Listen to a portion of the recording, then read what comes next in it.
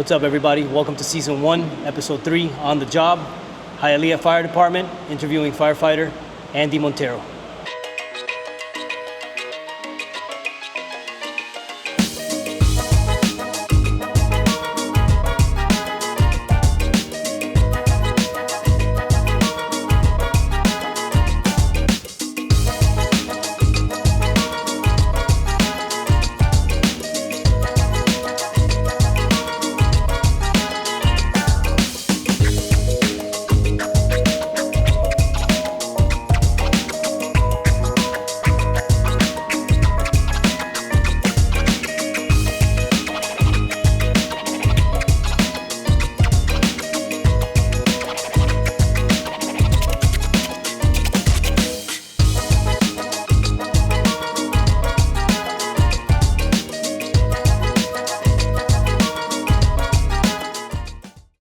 Welcome back, everybody, to Season 1, Episode 3. We're at Hialeah Fire Station 1, and I'm here with Firefighter Montero. Welcome, Firefighter Montero. How you doing today? Thank you for having me. Thank you for having us. Excellent. So, the way our podcast starts is a basic introduction of who you are. Tell everybody who you are as we get a call. With this being said, before you even tell them that, we're at an active fire station, so we might get interrupted in between due to calls, due to duty. So rescue's got to go. We have a live audience. The chief is sitting here with us. The ladder guys are sitting here with us. So we'll wait for this to finish and think about your response. Think about my response. It's okay, man. It's an informal interview. We're here to highlight you, and we're here to showcase your department. Thank you. Okay.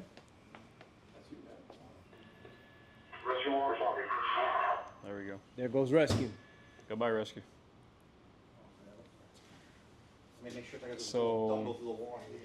So we're coming back. They just had a call announced over the PA.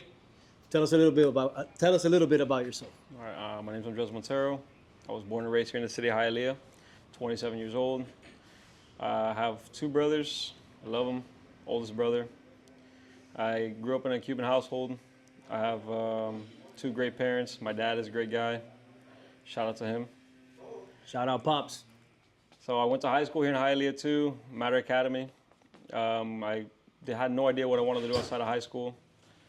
So you grew up here in Hialeah. You were born and raised in Hialeah Hospital? Yeah, You were was born in Hialeah Hospital, yeah. Okay.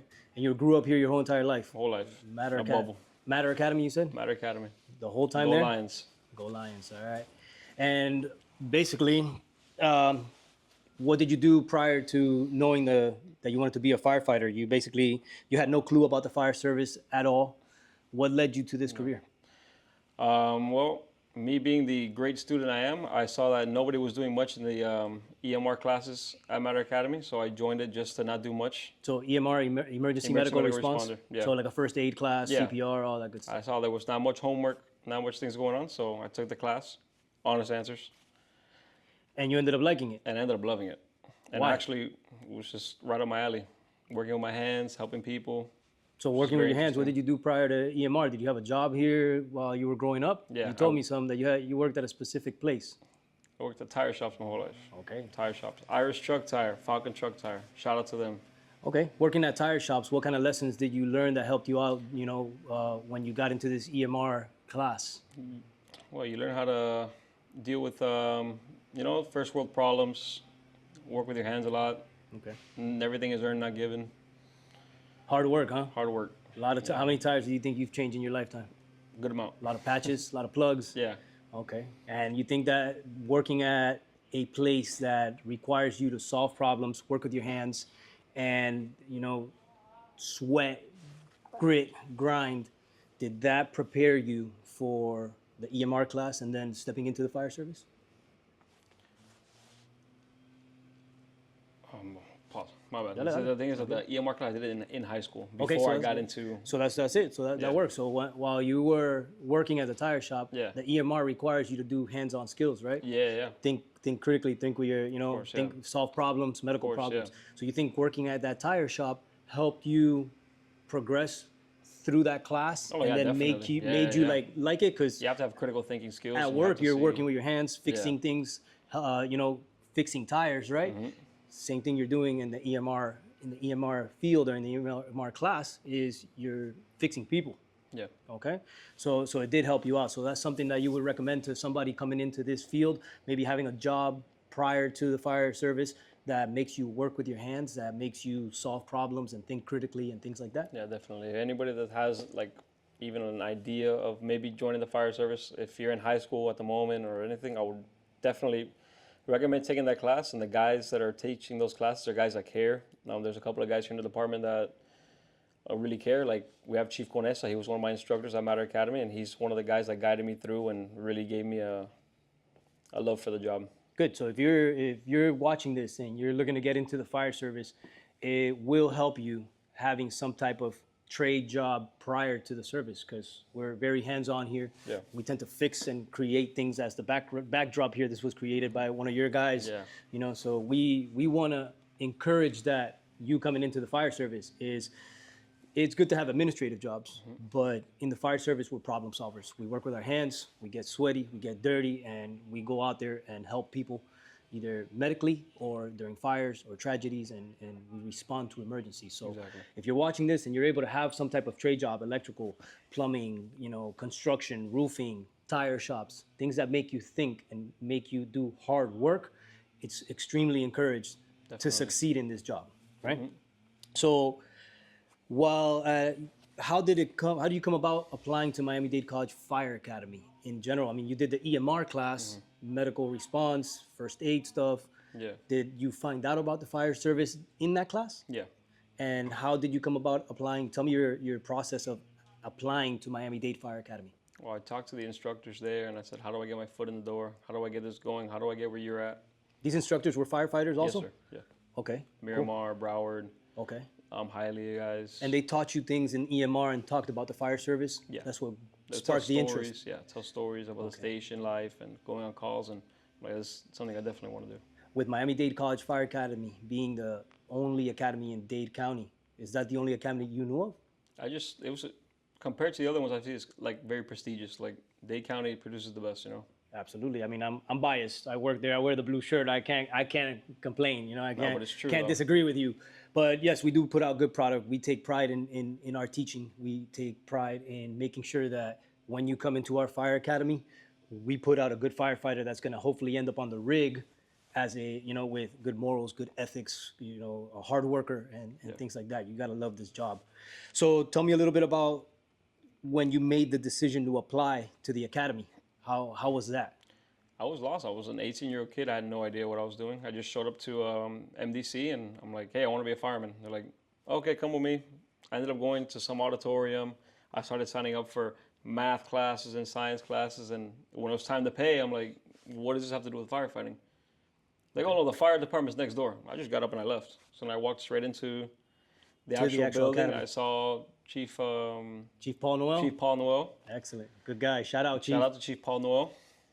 And what did you meet him at the front door? Yeah, right there at the front door. He's excellent, because you know you walk into the fire academy and he is immediately accessible to the students. I felt immediately welcome. Like, it shows a lot when the top dog is right there at the front door. Most people don't know that. For those that walk into our fire academy, you know, our chief, he's the top of the food chain there, and he's extremely involved in the application process, in the enrollment process. You know that applying to the Miami-Dade College Fire Academy is a lottery, and we run classes of 40 people, and usually we have hundreds of applications. Did you apply once, twice? How many times did Once you apply? I got lucky, one time. Wow, lucky. Lucky is Very lucky. understatement. Yeah. Because like I said, 40 people in a class, you get 500 applications. It is a luck of the draw. Some people do apply 2, 3, 4 times. So, okay, so you applied the first time. What class were you in? 18-128. 18-128. You're young, man. How old are you? 27. 27. Chief. You got young bucks you got here. It's good, man. I love what I do. I love interviewing, you know, young guys like you. I've been 23 years in the fire service. I'm turning 44 in a few months, and I am privileged to be at Hialeah Fire Department and all the other departments that are opening the doors to highlight our alumni and showcase their departments. When you got into the fire academy, what was your, you know, day one? Do you remember day one? Oh yeah, I remember day one. How was day one for you? It was parking in the parking lot next door, walking across the street with my big bag and my blue shirt. nervous as hell. But you know what helps you is you're going through it with everybody else. Everybody else around you is nervous too. And When you're in formation, you remember being in formation day one? yeah. You remember the instructors walking around? Oh yeah, yelling at me in my ear, stand straight, chin up.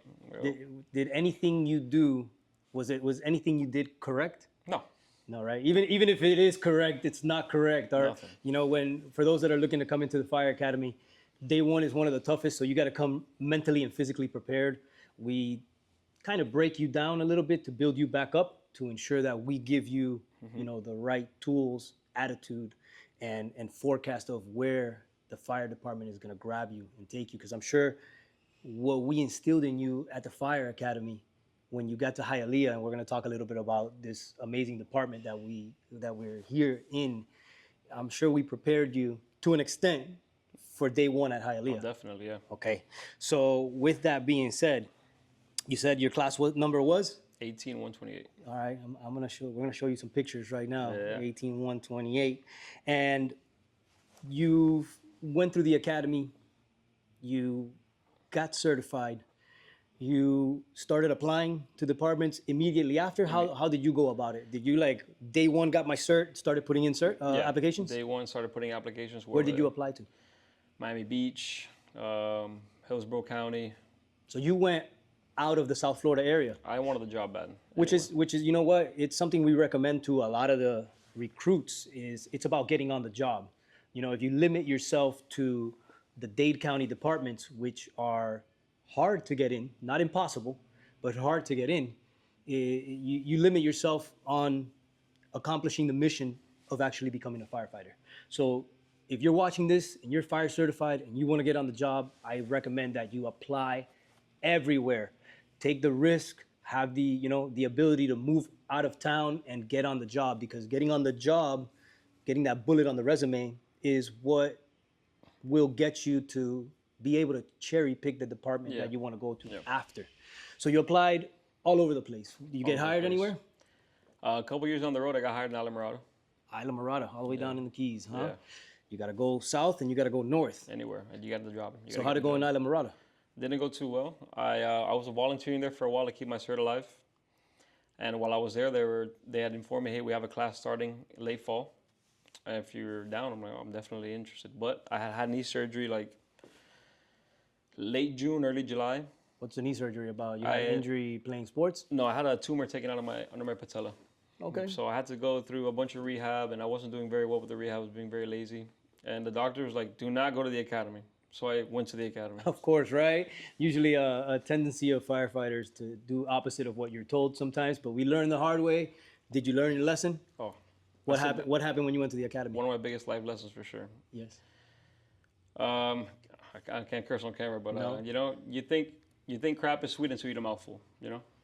Hey, you know, did you learn your lesson? I definitely learned my lesson. Day one, running miles, ladders, throwing the ladders into my knee. I'm hobbling on my knee, and it was swollen like a watermelon, you know? But Now, do you think if you would have not attended the Islamorada Academy, would you think you would have ended up in Hialeah anyways? no, everything happens for a reason. You think so? I think so too. That's where I'm headed. Yeah. So you went in, you dove in head first. Definitely. Knee injury, said, hey, I'm a stubborn 18-year-old. I'm invincible. And you learned your lesson. Yeah. What happened at Islamorada? I think I had to back out. I had to resign. I couldn't keep up with the physical strain of it. Anybody that knows that these fire academies are no joke.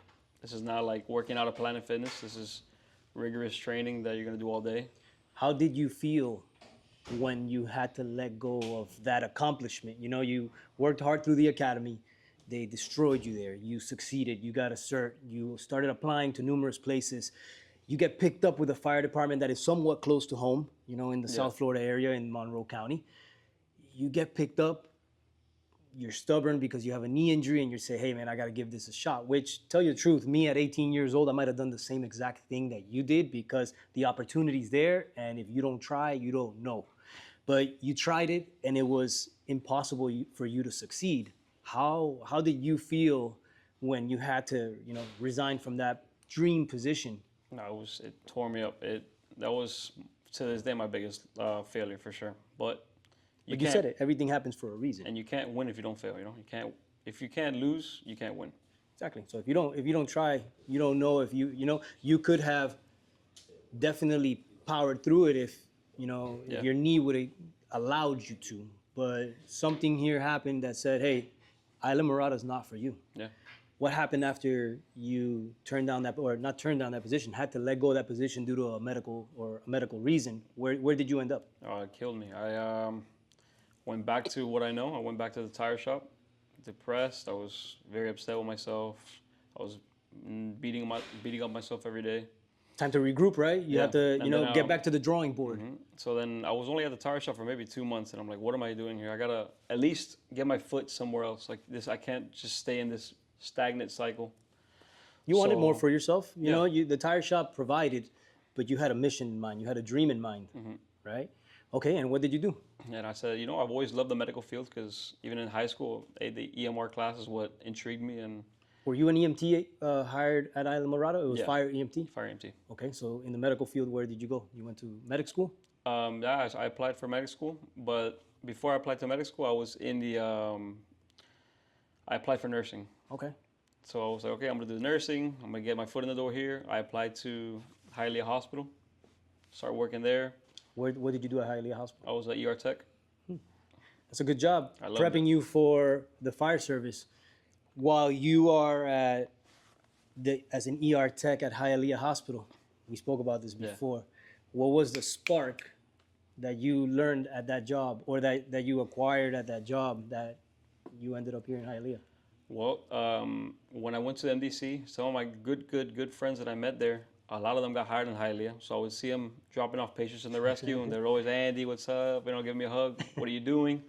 Oh, I'm going to nursing school. Oh, that's so lame. What are you doing? And I'm like, that's okay. Well, that's what friends are for, you know, to make fun of you, and then to encourage you to do better. Yeah. And did they? Oh, definitely. They're like, hey, we're applying. Like, we're opening up for applications soon. You should apply. I'm like, think about it. I don't know. How many times did they have to bug you to put in an application? A few times. Quite a few times. And then why? You were so discouraged that you didn't even want to give anymore? No, I was like, that's it. I'm done this. But I'm a very stubborn person, and I let go of my pride. And out of all those friends, can you name who was it that actually, stuck their neck out to make sure that you put in that application? Nick Gonzalez. Shout out to Nick Gonzalez. Thanks, Nick, because if it wasn't for you, he wouldn't be sitting here. Let's give a shout out to Ladder 1 Tailboard Brandon Casanova. Okay. We shouted them out. And let's do Lieutenant Joseph Fresneda. So these people that you're shouting out right now are influential people that made you change your mind in the fire service. Yeah. Or at least in your career, that made you put in the application to Hialeah. Because if you're watching this and you have never applied to a fire department, it is not an easy process. It is rigorous. There are tons of forms, certifications, and things that you have to do to just submit an application. So I know that can be very, discouraging, especially after going through such a failure, right? It was a failure medically, and you landed on the job and you were discouraged. But these guys that you just shouted out knew you were made of more, and instead of working at an ER, nothing against the ER, but you were meant to be a fireman. Yeah. So you put in the application at Hialeah. How did that go about? No, I put it in. I was like, if it happens, it happens. I didn't apply anywhere else. I'm like, that's it. If I get, because I'm a home, it's my house. If I get hired in Hialeah, I'm staying there. That's the only thing that happens. And I don't know. They gave me a call back. I was in the middle of nursing school. I said, how long was that process? 2 months, 3 months, a year? Like how? It applied in ballpark. 5 months. 5 months. So from the time that you decided to put in the application and to ending up academy date. Academy date, 5 months. Okay. So talk to me about the academy here at Hialeah, because I know a lot of people here in Hialeah, and I know your academy is Candela, like they say here in the in the South Florida Hialeah area. Candela means fire. I'll put our academy against anybody's for sure. Definitely the hardest in the United States. I back it up. I back it up because I love my Hialeah firemen. You guys are, some are losing some screws, but on a good note, because they make good firemen. Shout out to Chief Disbrow. Chief Disbrow makes good firemen. Yeah, you make good firemen here, man. You got people that are committed, people that are going to work.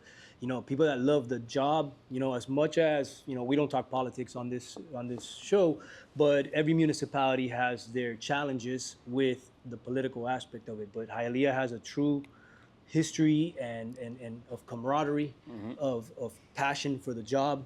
I know because Miami-Dade College Fire Academy has a lot of instructors that are from this department. So I have one-on-one conversations with them, and I have heard a lot of excellent stories about this department. Yeah. So how does it feel to get hired at the department that you were born and raised in the city? For example, I wasn't born and raised here in Miami. I worked for Coral Gables Fire.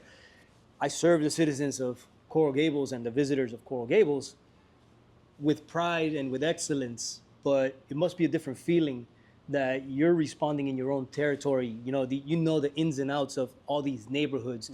Your family lives here. This is it hits differently for you. Definitely. Right? Talk to me a little bit about that. How does that make you feel that you landed at home? Yeah, it's not easy. It's not like if I was working for Coral Gables where, I would love to serve the citizens of Coral Gables and I'll give them my best effort, but for me it's much different here. Because I could be one day on Rescue 5 and I could be responding to my own house. And who would I want responding on my mom, my grandma, me? Absolutely. I want me to be there. Absolutely. So it puts in a little bit more buy-in, right? Definitely. When you come to work, we don't all just have pride in our jobs and love what we do. It escalates for you. It kind of, it's times 10 because you grew up and you're responding not just your family, but the people in your community that you see on a normal basis, like, the people at the stores that you go to, your friends, families, and all these. So it's a unique aspect to land in the city and serve the city that you were born in, raised in, and now you're giving 100% back to them. So good, man. I'm proud of you. That's something to be proud of. I'm very proud to serve the city. Now, we know Hialeah, like little Cuba, right? You're from Cuban descent. Yeah.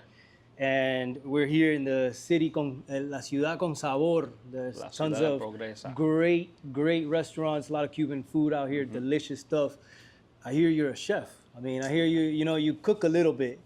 What's your favorite dish to feed your boys and your brothers and sisters, firefighters here? Whoa! That woke you up, huh? Yeah, it woke me So up. what is your favorite dish to cook when you're here at the station and then say, hey, Monty, you're cooking. What you feeding us, bro? Oh, man, it if I'm depends. gonna stay for dinner today and you're gonna impress us and I'm gonna film you cooking, what are you gonna cook me? I'm going to tell you at least my first 4 ideas get knocked out. Oh. They'll vouch for me. Why?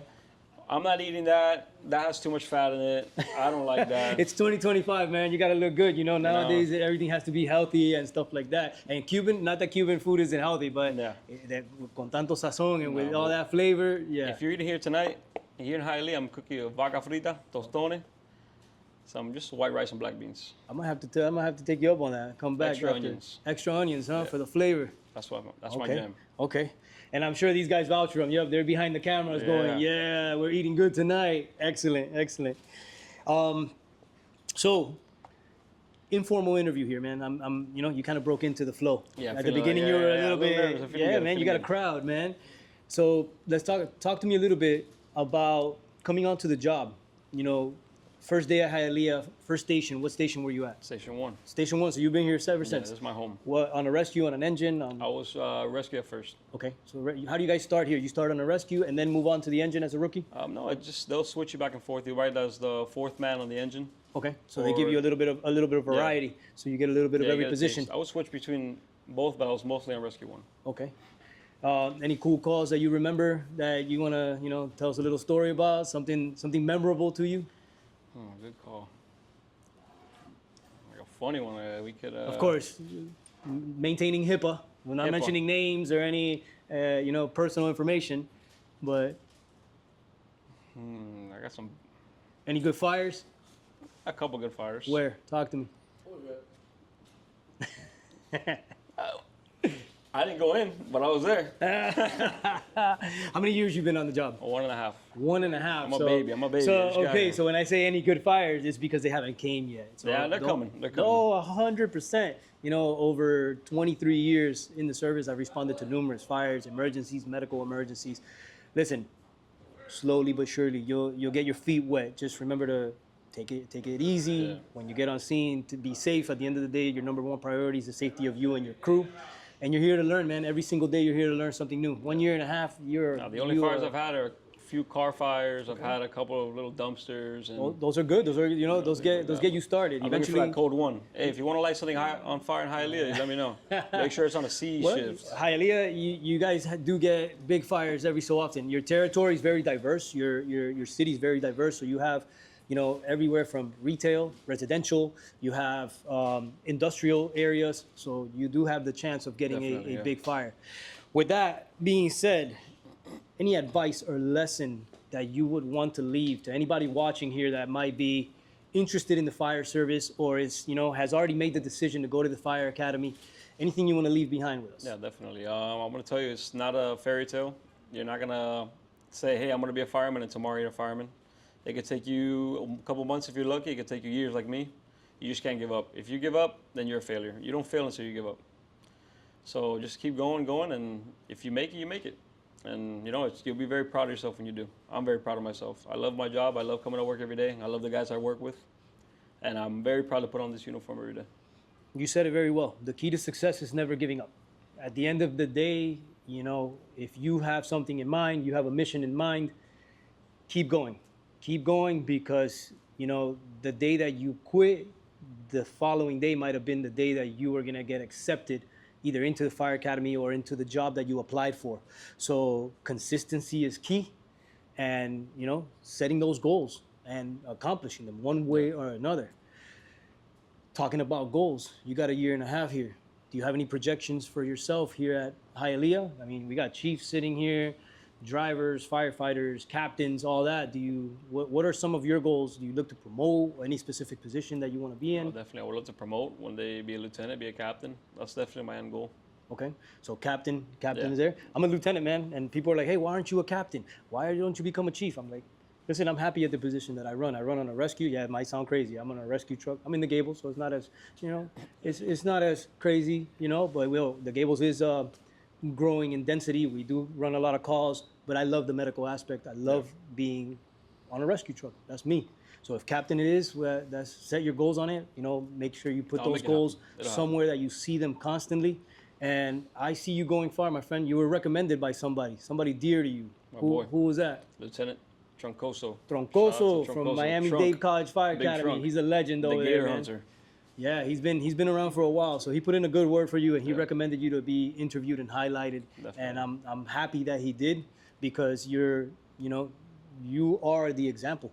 You went through our academy, you went through some setbacks, you applied, you had a medical injury, you kind of gave up, and then you had your peers here that were encouraging you to, hey man, you can do this.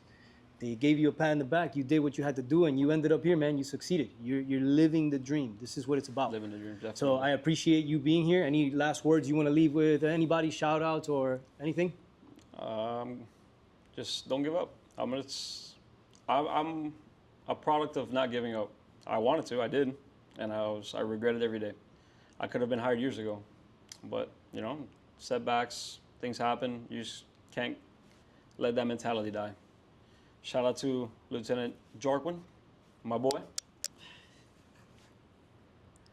And shout out to all the guys I work with here at Hialeah. I love working here, and the city's the best. Excellent. Well, thank you for being on. Thank you for All having me. right. I appreciate everything. This is season 1, episode 3, Hialeah Fire Department, Station 1. What truck you on right now? Engine 1, baby. All right, Best in the city. Best in the The city. backbone of the department. Thank you for being here. We're out. Peace. Peace. All right.